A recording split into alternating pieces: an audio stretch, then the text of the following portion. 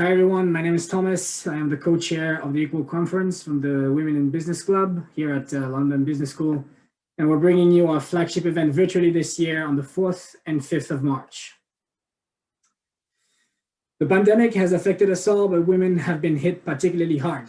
We've been seeing hard-fought gains on the gender equality front that have been wiped out, and our aim is to get us back on to where we were, and then to reverse the trend so that we can go back on an upward cycle.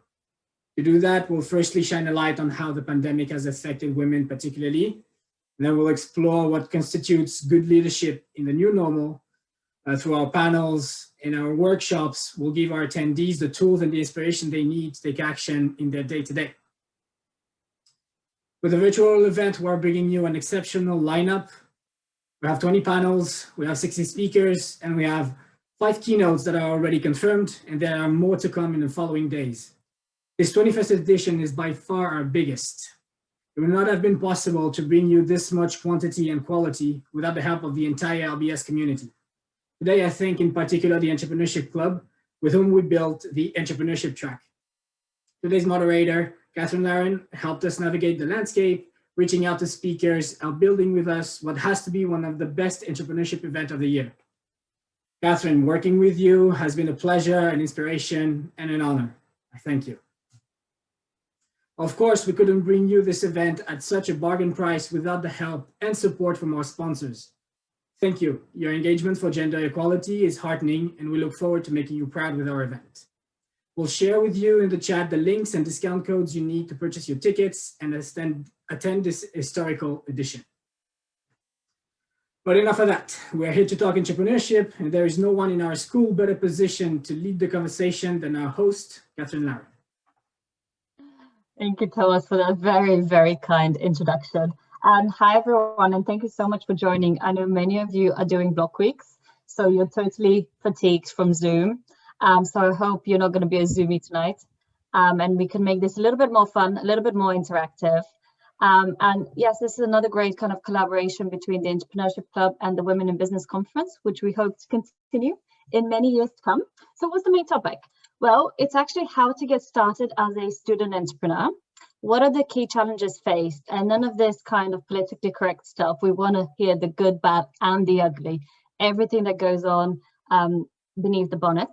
Now, I am not qualified to be on the panel. That's why I am hosting it, because I've actually never built a business. But I'm very lucky to have our amazing panelists today that are joining us from the class of 2021, Ari and Stacey, and we also have from the class of 2022, Tinan as well. So with that, I will let Stacey introduce herself. Great, thanks, Catherine. Hi, everybody. I'm Stacey Sawwin. As Catherine already mentioned, I'm an MBA 2021, and I'm the CEO and now co-founder of Finability, which is a nonprofit based in the US that helps domestic abuse survivors access financial resources. Thank you, Stacey. And I guess worthy to mention is before the MBA, you were a management consultant, right? Yes, I worked 4 years in consulting in the States.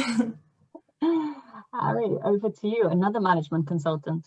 Yes, thanks, Catherine. Hi, everyone. I'm very excited to be here. My name is Ariadna. Shorter version of that is Ari. I'm a former management consultant, maybe future as well, who knows. I started even before I joined the MBA, maybe with the idea, AMSA bags, and developed it during my MBA, applying or trying to apply everything I learned in school, and making this big gap of like theory and putting things into practice. Yeah, so excited about this. Perfect. And Tinan, over to you. Thanks, Catherine. Hi, everyone. I'm Tinan Goli, MBA 2022. I'm the co-founder of Inspiring World in Education, which is a non-profit organization that usually help students from very modest families to continue their studies, and also from primary school to university. I'm also the founder of Beaver Market, which is a for-profit organization specializing in electronics and also retail business as a whole, I would say, and also the founder of Bien Apprendre, a non-profit organization that help like disadvantaged children, refugee kids to learn more and think about like positivity instead of getting into crimes. Truly impressive. Serial entrepreneur. That's really great. Maybe this is a time when I do a quick plug-in for my podcast, Write It Out at LBS. If you haven't tuned in for that, please do. We have really exciting episodes.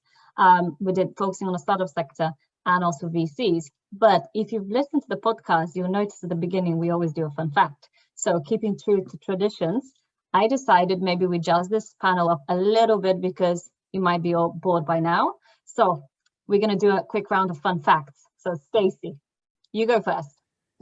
Yeah, I always have trouble picking one, but I think today I'll go with, I was the chess captain for my elementary school team, and my opening move was, was the Queen's Gambit, which is now too popular, so I can't use it anymore. So thank you, Netflix.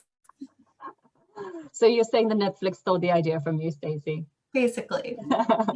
Love it. Tinan, you go next. Yes, I've been like, I'll say I was a former boxer. Like I boxed for 8 years. I haven't boxed for the last 3 years. So yeah, that's it. So don't cross Tinan, otherwise you might encounter her boxing skills. I don't think I have any skills left after these 3 years. Understanding yourself. And Ari? Catherine, so it's, for me, finding fun fact is very hard. So I have to admit, I was tempted to steal one from Stacey in the preparation for this call. I don't know if that counts as a fun fact. Maybe, I think I'm a kimchi addict.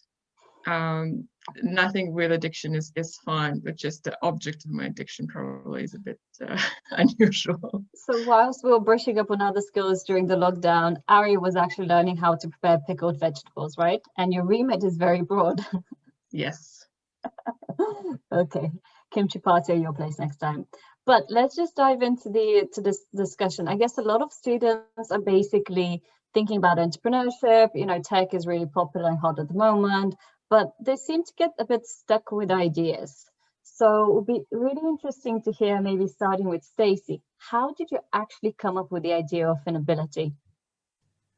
Yeah, so I came into the MBA knowing that entrepreneurship might be a good career path for me, but I could not for the life of me think of an idea. So I ended up doing a lot of freelance consulting work with different startups, and it just so happened that one was a fintech doing alternative credit scoring in Africa. And as I was talking to the founder, he was talking about financial empowerment. And I used to do a lot of work with women's service organizations in the States. And I suddenly had like an aha moment that these services actually could be really applicable to a lot of the homeless women and domestic abuse survivors I used to work with. So I, from there, just kind of stringed it together. And I think it's also worth mentioning that Finability is specifically focused on domestic abuse survivors, right? Do you want to tell us a little bit more about your proposition? Definitely.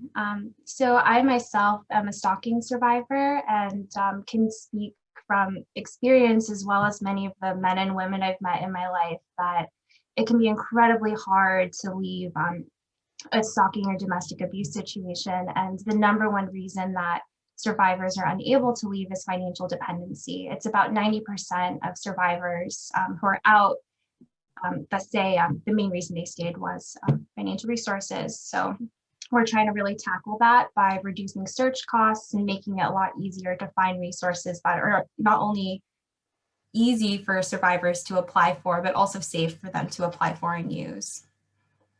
That's really great. Very noble cause. And Ari, how did you get started with Amza bags? As many entrepreneurs, I think, just from a need. I was a traveling consultant. I was on the road from Monday to Tuesday, going through the airport, and honestly, I was a bit envious of my male colleagues that they seem to just stroll through the airport with their laptop bag nicely secured on the trolley. And while it might not sound like a big deal when you only function with a few hours of sleep per night, any kind of this detail could have the potential to frustrate you a lot. So like any very sane person would do, what did I do about that? I complained about it. And I complained about it to my best friends. It just happened that one of them, she was a shoe designer. She had a small business designing bespoke shoes. And the answer I got back was like, well, if you have this need, maybe other women have this need, so why don't we do something about it?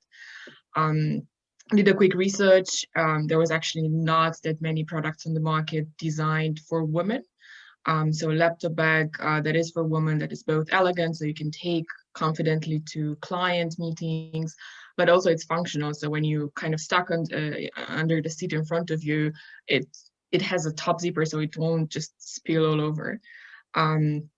Yeah, so we started from this idea, and then we just added meat to the bone and developed it, then designed and prototyped, asked a lot of women what functionalities they want, because this was not meant to be just about us and just to scratch our own itch, but rather to serve a function.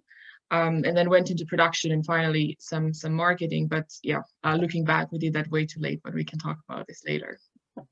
So we can go to the oh shit moments later on. And that's pretty cool. So basically the main takeaway is don't complain to your girlfriend, just do it. Great. And Tina, or both. What about your story? How did you get started with your first one? Okay. So I started pretty early. It was like 15 years ago, almost 15 years ago, and I was like 13 years old. So I was watching like kids around. I was in an environment that was pretty, I would say, not very okay for kids to be around, because they were like getting involved like into crime, into like theft, into like stabbing and all this. So I was thinking, well, I'm a kid too, and why don't I do like all this? What's like differentiate me with like those kids? What are they going through, for example? So I decided to do something to understand what was happening in their life. And also I was thinking of creating more stability, more security in the area that we were living in. So I was like, okay, let me just, this is something that I did like a few months ago. Let me try with those kids, maybe it will work. So I created that learning club, starting with my own brother, and then started buying like some lollipop for him to bring his friend. So we started like coming in just for the lollipop, and then with the lollipop I started talking to them, and then they start listening. So that's how like it literally started. And then I have a kid like start coming in, and I started talking to them, and it started like kind of impacting like the whole group of kids that were doing all those crime, and they start like the crime start reducing. The people were like more happier. I mean, I can go like really into detail, but this is like I say what's happened, like has evolved. And then from there I was thinking about like what can I do to them. This is just telling them that there is positivity in the world, that's all, doesn't stop with this, but I need to show like an example, and I need also like to support them, okay, whether it's like in terms of education or in terms of like financial ability. But I'm myself not like financially able, so what can I do?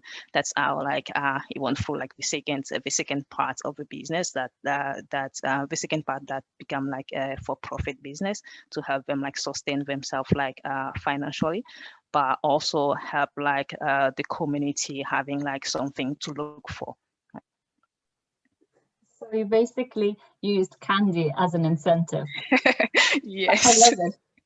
I love it. And then turn it into an educational stuff. Great. So I guess now all of you had an idea. You identified a clear need and a clear, well, I would say product market fit, but maybe we're not quite there yet. But putting your foot on the gas, how did you go about transforming this baby that was living in your head to actually putting things in motion? Maybe we'll just do the order again, starting with Stacey. Sure. So I did London Business School's Entrepreneurship Summer School program, which was just a really great way to get nudged to really talk to important stakeholders. So I've, at this point with my co-founder, done over 50 interviews with survivors, advocates, and nonprofit professionals. And it's just been really important to us that we're building a product, or that it's a product for survivors by survivors, and that we're incorporating their feedback. But yeah, that was honestly the most important aspect for us getting started. And as soon as you hear those stories and the pain points, it's really motivating, and everything else seems to kind of fall into place. You can kind of just weave together the pain points. And what was it specifically about Entrepreneurship Summer School that actually forced you to do it? Was it the time that you had to focus on it over the summer, or was it actually the structured approach of those interviews, or any other aspects of the program? Yeah, so no one should need permission to do something like this, but for me, that's what it was. It was a purposeful, like, thing I could put on my resume that said, for these 3 months, I was in a structured program doing X, Y, Z, and that I think made me feel a lot more comfortable just diving into it and not worrying so much about internships and trying to do more freelance consulting work and things like that. Okay, great. And what about you, Ari, with the Amza bags? How did you actually produce the bag and put it in motion? Yeah. So for me, the important thing was to team up early. I started actually, so my co-founders are not from the LBS community. I just virtually kind of brought them through this journey. Yeah, was to establish kind of what kind of complementary skills we each have, and a rough area that we're going to be responsible for. Some things that seemed very hard for me, just like incorporating a business. I don't know why, that just seemed very hard. And then one of my co-founders like, okay, that's actually not that difficult. So we started incorporating the business, having the design, and probably the most hands-on, because ours is a physical product, so the most hands-on part was visiting factories, and talking with producers and almost negotiating with them while we were still learning the ropes and what we actually want. You mentioned that your co-founders had a complementary skill set. What did they bring to the table that perhaps you couldn't provide from your management consulting days? Definitely. So besides Ruxi, one of my co-founder, besides being the designer, which is obvious, I think she's also a serial entrepreneur. And I think this helped a lot with the mindset. I was definitely way more risk averse coming from corporate and then consulting. But then on the other hand, I better understood the customers and I could relate to them. And kind of know where to push on we really need to have these functionalities and it needs to fit these needs. And our third co-founder, Laura, she's experienced in digital marketing. So it was a good mix. Very good. And what about you, Tina?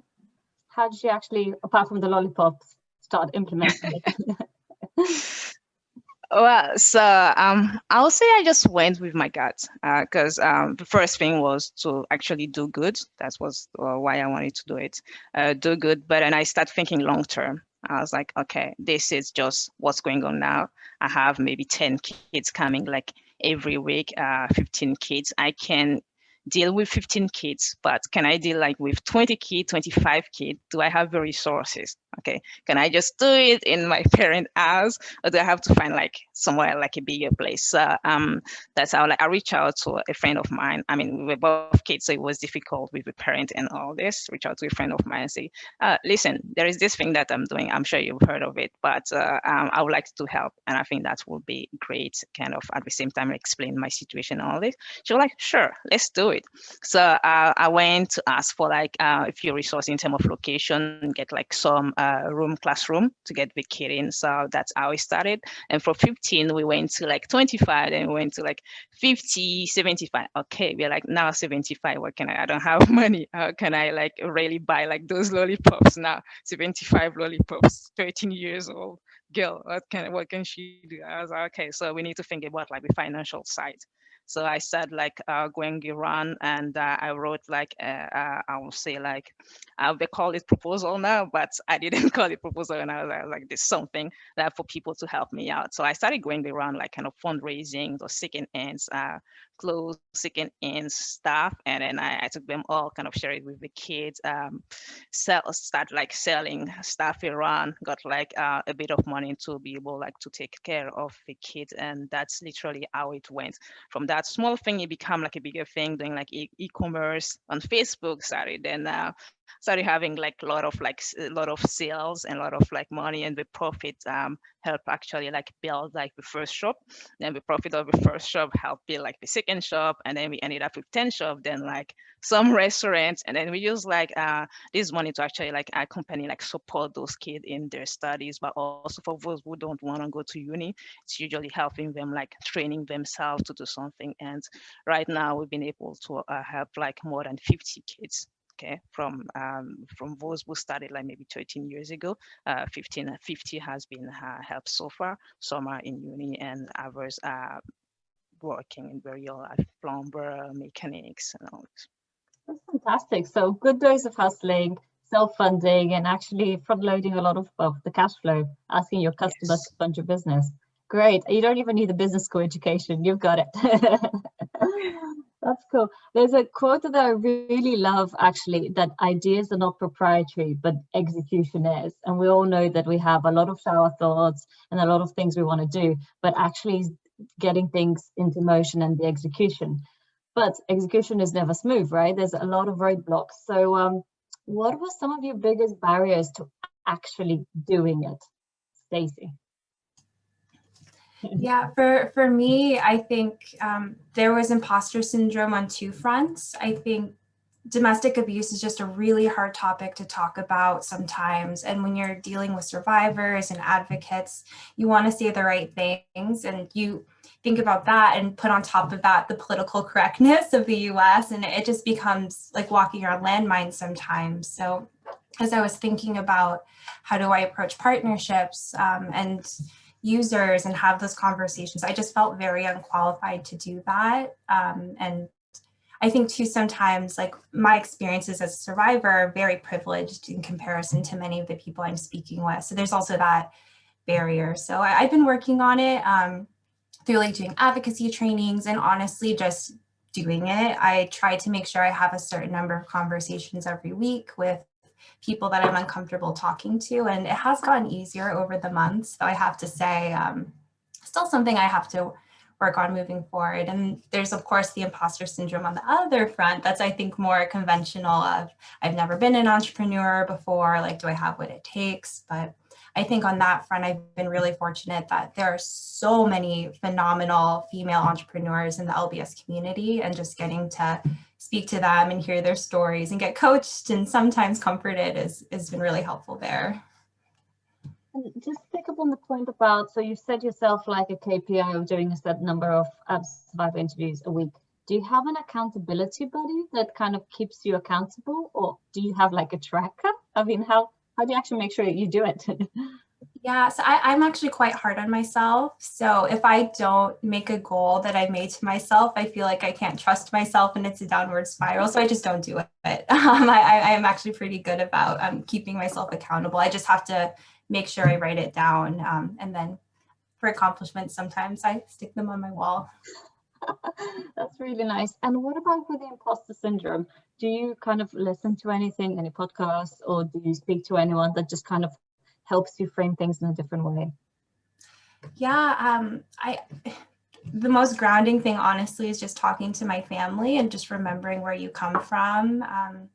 I think as long as I feel like I'm being my authentic self, that kind of helps shut away the imposter syndrome. If I think you have a really good idea of who you are, then you don't feel like you're trying to fill in someone else's shoes, which again, cheesy, but a call with my mom or my brother always helps. Yeah, that's really lovely. And Ari, what was one of your biggest kind of barriers to actually moving Amzabags forward? Yeah, it's a bit sad, but it's similar to Stacey's. It's actually my own mindset and self-doubt. I was often doubting myself. I wouldn't say every step of the process, but maybe every other step of the process. And I think now, of course, looking back, I find that unnecessarily. And you can say that it's as easy as saying like, just stop doing this, just have confidence in yourself. But of course, it's hard to change your mindset because I feel like all the other problems that we might think about, as I mentioned earlier, how to set up a company or how to do this or that, that you find a solution. it's a practical solution there, while this working on your mindset and exactly imposter syndrome. I was never an entrepreneur before. How, like, it's, theoretically it's important to fail and to fail early. We have all read the same books and heard the same Steve Jobs speeches, but then this doesn't make it easier for you to fail the first times. So yeah, that's by far the biggest obstacle. And I guess also failing as a type A personality is not really permissible either, right? I think so. As a woman as well, maybe it's a bias there. We're used to kind of having high grades and being like pleasing other. Yeah. And how do you actually work on your mindset?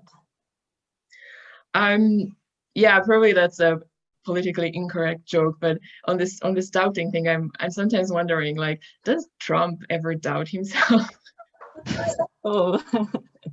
And then I'm like, that's probably not. And then I think I do. Yeah.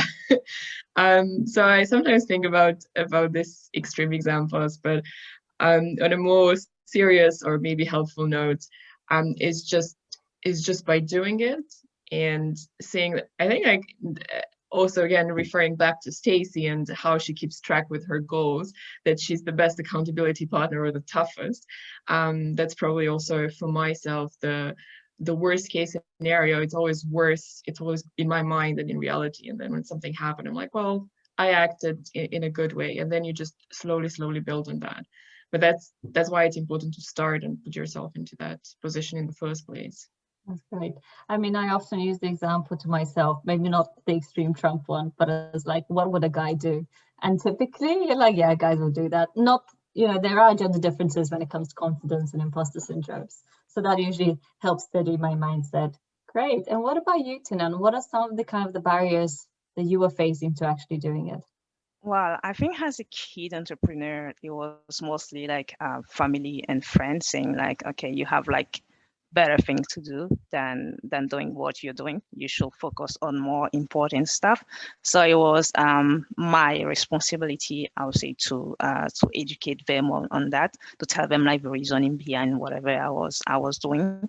But it was also very right as parent to tell me, well, this is, you think it's okay, but we don't think it's okay. You should focus on something else. That was like literally when I was a kid. And then when I grew up a bit, like when I was like 16, 17, 18, it was mostly about like, how do I feel as an entrepreneur, like a female adolescent entrepreneur compared to like people that were in their 40s, 30s, like all guys are trying to find funding and all that. So it was like financial barrier, I would say. That's why I ended up like, self-funding when I started before like everything like went well. And I'd say like the last barrier was the fear of like losing what I already built during those years.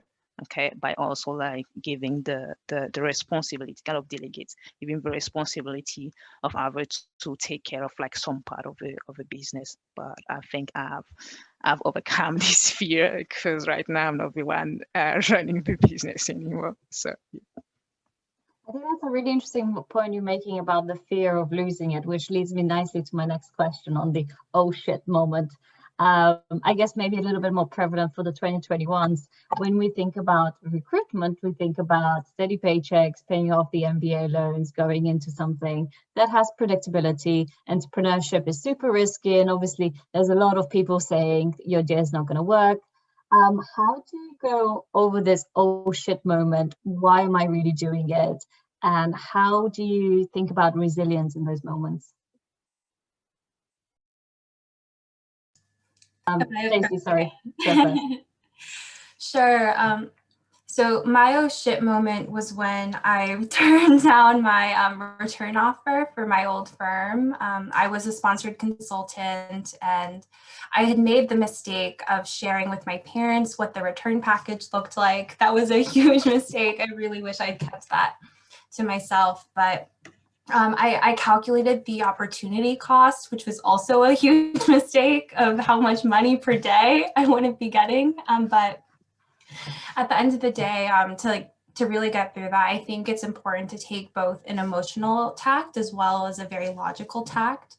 So emotionally, to be more resilient, I actually just looked through my interview notes with survivors, and it was a really good reminder to me that the nonprofit, it's never been about me, it's always been about them, and that's why I'm doing this, and that really motivates me to keep working on this. And then logically, I have a spreadsheet with all of the different scenarios that could possibly happen financially. So I actually have a lot of confidence from month to month about what milestones I need to achieve and what needs to happen in order for me to essentially stay financially stable.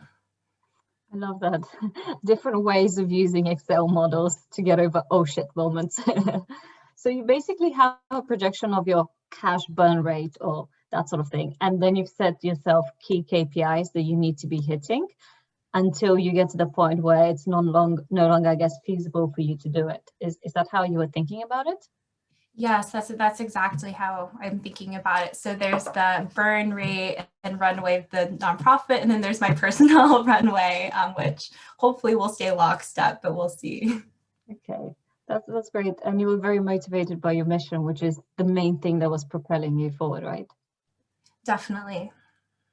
And what about you, Ari? Because you have a slightly different angle on this as an entrepreneur running a business during your MBA, and then you also have the management consultant offer to go back to. Yes.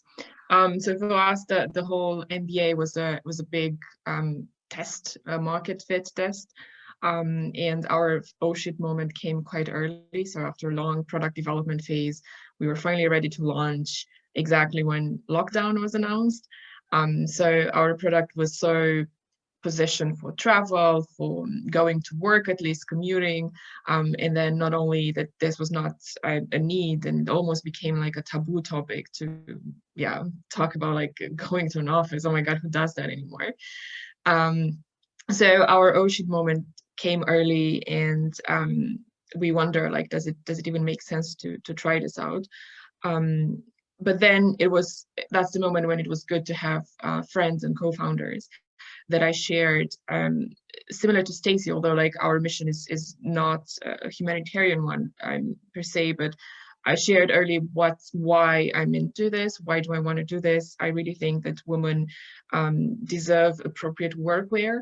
Like, it's all this push that we see more women in the workplace, but I feel like whatever comes with accessories or with support in that thing didn't keep up with it.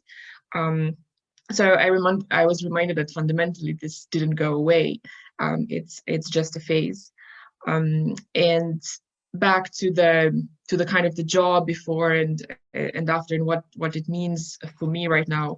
I often compare it to a partnership, like a couple, in which they both work, but they might not both work in the same time, with the same intensity. So we are 3 co-founders, and just recently one of my co-founders returned from maternity leave. So we might end up doing that. I will go back to BCG just to kind of assure the cash flow in the family, in the Amza family, while somebody else takes a bigger leading role. So it's I wouldn't call it actually a compromise, but it's a partnership, like in real life. I love that, the kind of thinking about it as a partnership model, and it doesn't necessarily always have to be exclusive, right? You don't just have to be a founder. You can go back to BCG, you have the support from the other co-founders, and then you step in and out as when needed. Yes. Okay, that's pretty cool. And what about you, Tinan? Because you mentioned earlier that you managed to get over the fear of stepping away from the business. The business or the charity initiative is still fine, it's still going, it's growing. How are you thinking about kind of next steps?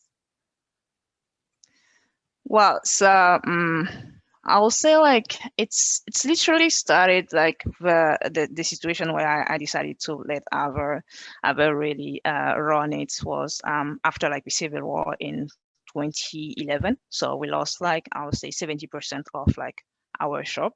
So we had only like 3 shops left, which was very, very small compared to the engagement, the all the engagement, the commitment that we had. So that was really, really bad. And I was like, okay, I don't think I can take all by myself. Okay, I need to try to delegate some like operational like activities, and why not even like some functional like activities with others. So that's how I started. And then it has been going well so far till I left like the country. So I believe like the next step will be to expand, and not only in West Africa, but in like other countries, like other parts of Africa. We are currently thinking of going to our closer neighbor, which like Burkina Faso, another like French-speaking like country that has quite the same situation as Ivory Coast, and we think we can help like more kid or more like family that are in need of like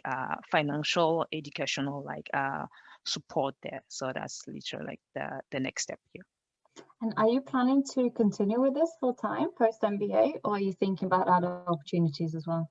Yeah, this won't be like full time like after MBA, because I trust the people that are already running it, and people, I will say like all decision like come by me, but yeah, I have like kind of like an effect of them, but I want them to run it as they want, and also I literally trust them, so that's fine. And I'm also like looking into having like another venture with a few friends from the MBA, so I'll be like really busy on it. So my thing is like I just like create stuff, or I found stuff with Arbor.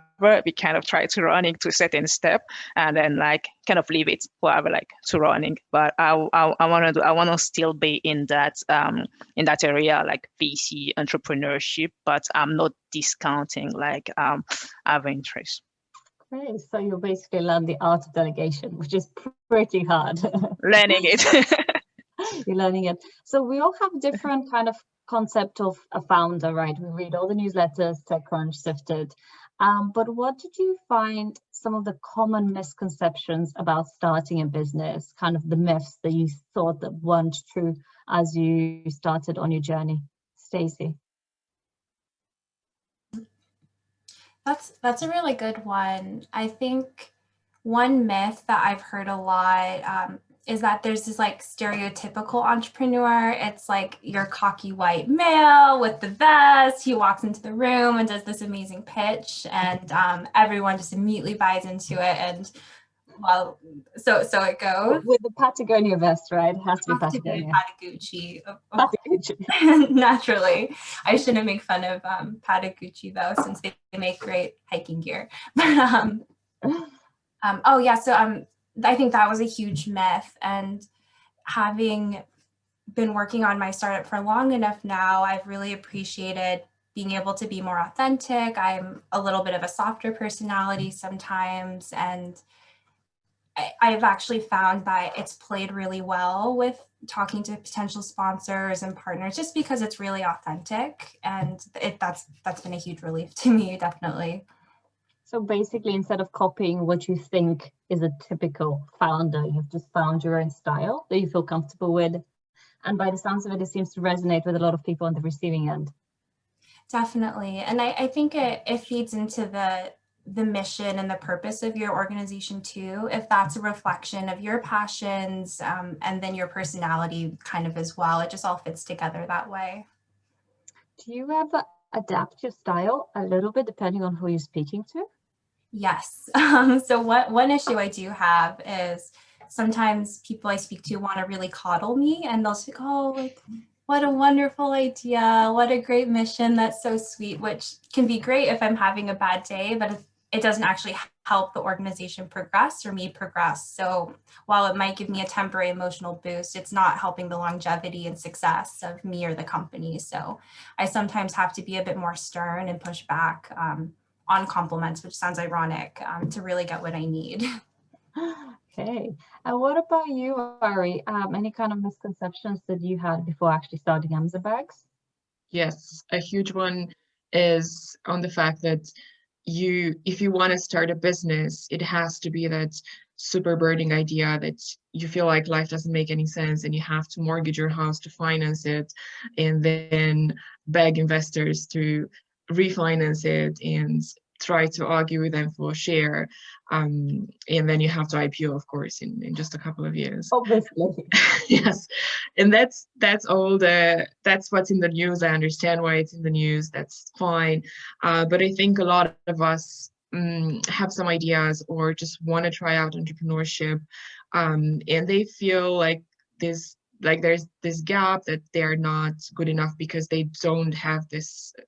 They don't want to build necessarily a unicorn, and I think it's a pity that those people don't try. And I was very close to also give up for this reasoning, because it's you can have any kind of business that you want, and that's exactly the beauty of it. Like, you can sometimes change your work environment or your job title or your position, but more often not than yes. But in your business, you can decide absolutely anything that you want, and you can at least try it out, and you never know for who else this model works.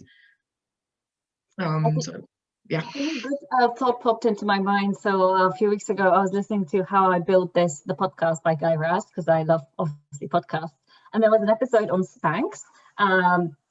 For those of you that don't know, Spanx is basically women's tights and nip you in nicely. And was hugely revolutionary at the time. And actually, the lady is still 100% owns the business, never got VC money, and she just funded it through cash flows because her sales were growing, because the product was resonating. So again, another example of a very famous brand, and she doesn't even know if she wants to IPO as well, that managed to self-fund. So you do not need VC money.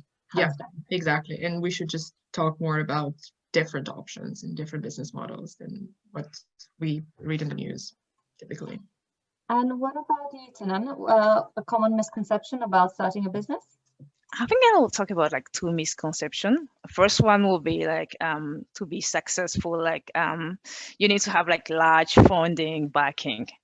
Okay, so kind of like what you just said. I think you don't really need to have like large funding backing. There is a way to achieve your goal. There is a way to find like that money or to finance the money, but you don't really need like that VC that we're all looking for to back us to give up the money and then like try to work on it and then go IPO, as you all said. But another one was like entrepreneur have like cushy hours, and I hear it like almost every day. Like, oh yeah, like if you're an entrepreneur, you'll be like very free, like just you won't have like to work for someone. You have like time to do whatever you want. If you want to go here, you will go for. But what I don't understand, like, as you're an entrepreneur, you think about like not only yourself but other people, like lives, like your employee, people that work with you, your partners. So you cannot even sleep sometimes. You're talking about how am I supposed to pay those people? How am I supposed to work on that project? Okay, well, how much do I actually have? How long do I think this supplier can wait to be paid? So this is a lot of work. I'm not saying that it's not enjoyable. It's very cool. It's fun. It's enjoyable, especially when you talk to people, when you're in the operational side like step of your idea. That's amazing. But we shouldn't think that it's just for people that just want to be free. They want to have available time to do whatever they want, or they just want to retire. That's something pretty different. Yeah, absolutely. I mean, you don't become an entrepreneur just for the lifestyle of it, right? A lot of entrepreneurs work very long hours, and there's a lot of anxiety attached to being responsible for a whole venture and all the people. Great. So for those of you listening, if you do have any questions, do pop them into the chat, because we're just approaching Q&A. But as a final wrap-up question for today to our panelists, do you have any parting words of advice, any wisdom, things you've learned for future student entrepreneurs?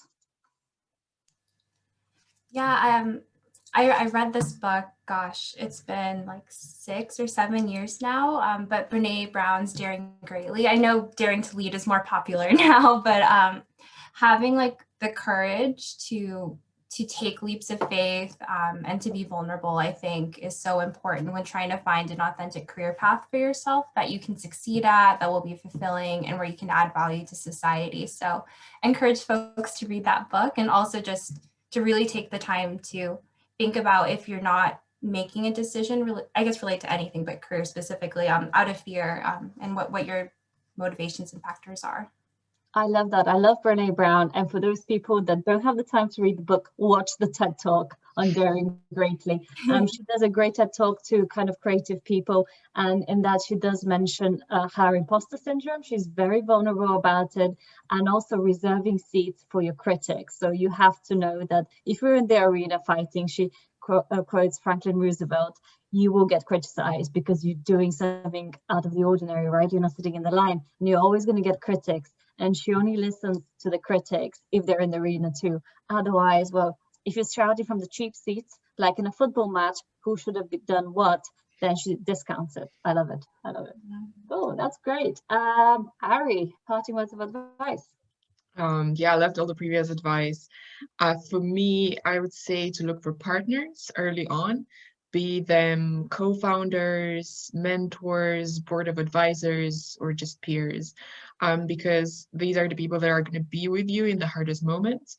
And that's how you go through them, and that's how you get better at the other end of them.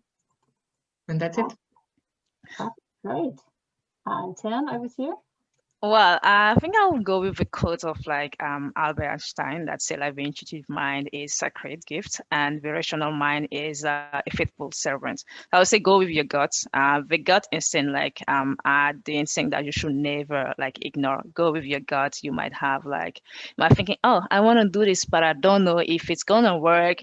I don't know if I will have like free time. I don't know if I will like the finance. Just go with your guts. If you fail, you fail. You use the lesson to do something else. I use the lesson to actually like do better than you did before.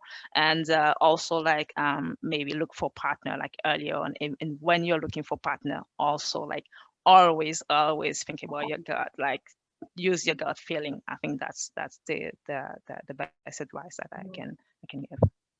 Great, that's a good one. We do have a pretty cool question from Linda. Linda, unless you want to ask it, I can ask it on your behalf. 3, 2, 1. Okay, here we go. What was the biggest lesson you learned from COVID? Question number 1. And number 2, if you actually had 2 more years of the MBA, what will you change in your business? I would love 2 more years of my MBA, please. I missed out on all the partying during COVID. Okay, so COVID, how was it impacting your business? I can start maybe because for us it was definitely the biggest blow. It completely changed our plans. In normal times, I'm quite a pragmatic person, so I would measure the success of our business from the number of sales like planned versus realized, and see where we stand. While since COVID, we had to completely scrap that.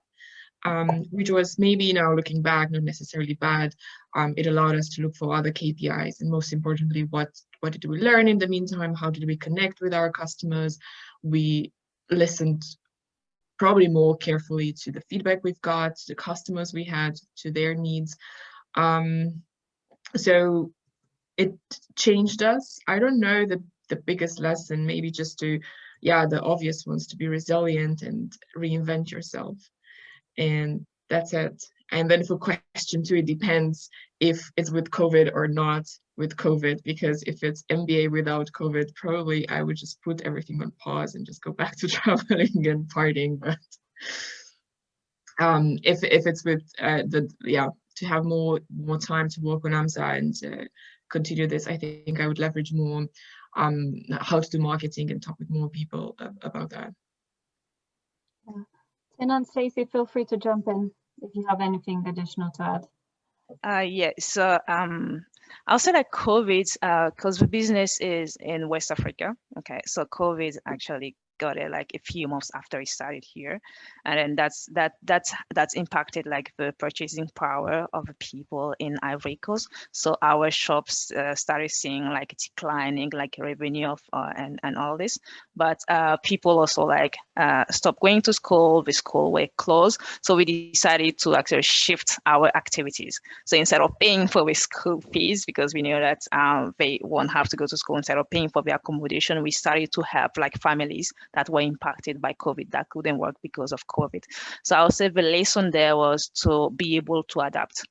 be able to adapt whatever the situation. I think that's what COVID has literally like taught us, or retaught us, if we can say that. Perfect. Pivot and adapt. Yep. And Stacey, do you have anything to add? No, I think they covered the main themes that I've experienced as well. And just going on to the second question, if you had 2 more years of the MBA, what will it change for you or your business? Yeah, I can go first for that one. I will say, so we're actually incorporated in Oregon, so it's 8 hours behind. So it's actually quite challenging being this far away from home. So 2 years in the MBA might actually hurt the business more than help it, to be honest. But I will say one thing that I wish I'd taken more advantage of, and will try to do so in the coming months, is just taking advantage of the network of so many of the amazing people in our cohort, especially now as we're looking towards corporate sponsorships, just understanding different industries and verticals and how they're set up and who's in charge of what would be really, really helpful for us. And of course, it's just lovely to meet people in the community.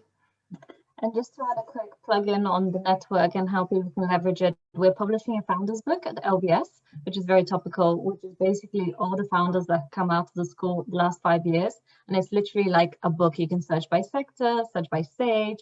Of course, Finability is included. And it's a really great resource if you're looking to build a business in a similar vertical and you're thinking, gosh, has anyone from LBS done this before? The answer is most likely yes. And if you do reach out to the founders, and we've added their LinkedIns and stuff there, then that's hopefully should help with the networking exercise. Good plug, Catherine. Do you want to add to the question, Ari or Tinan? You don't want 2 more years of the MBA? No, I already said it. If it's without COVID, then I would just, forget everything I said about the importance of starting a business. I would put it on pause, and just go out and travel and party. So the role model part of the night finished. Yeah, okay. I thought the role modeling part finished after the oh shit moment. Comparison. Okay, and so then? Yeah, I think like 2 more years will actually like I mean, I don't want to do the MBA again for 2 years, but let's say like 2 more years will literally like help in the new venture that I was talking about, like Afrazy. I don't know if the name is gonna change later, but actually like Afrazy help us maybe work more on it, like advance on the project. And I believe some of like my partners are pretty busy with school, so I guess like 2 more years we won't have to go to school, so we'll be traveling, we'll be doing whatever we want to do, and no work. So we'll mostly like work on that project and get it ready instead of maybe in a year, get it ready like in the next like 6 months, and testing it in the market and see how it works. So I would say it will be good for the new venture, but also same with Ari. I would say I have time to travel more, to visit more countries, and also to have more fun, more parties. And do you want to elaborate just a little bit, because you've been quite cryptic about the new venture? What is it? So it's okay, it's fine. So it's just like I'll say a financial platform. So it's kind of like in the fintech area. I have a background in fintech, so I'm looking into like increasing the financial inclusion in Africa, okay, with some of my friends, and also like financial education in remote area, like in Africa. So that will be like I would say very technical, but also very educational. Okay, we think there is a market there. We think we can how do I say it? We think we can actually like hit it out of the park. How do people say it? Like kind of do well there. So yeah, it's been like a long ride. Okay, we still have like a long way to go, but we've done great so far. We have all the requirements in place. We just have to test some other stuff and get like get it ready to go. Fantastic. I think if we don't have any more questions, I think we might give you a few minutes back. So just to wrap up a few things today, do join another panel session that it is coming up. I'm just reading from the chat. Managing Career Transition Pre-Panel on the 16th of Feb at 7 p.m. But tomorrow, if you're interested in startups, we have a former partner from Bordeston called Lars, and it's honestly one of the best speaker events I've come across at LBS. I was there last year. He actually was part of the founding teams of Dropbox, Uber, and WhatsApp. The guy's legit. Like, he's very, very good. So do join in for that. And thank you to all of our panelists, Stacey, Ari, and Tinan. Thank you so much. And to Thomas and the Women in Business Club for putting this together. Amazing. And thanks everyone for enjoy tuning the rest in. of your evening, everyone. Thank you, Catherine.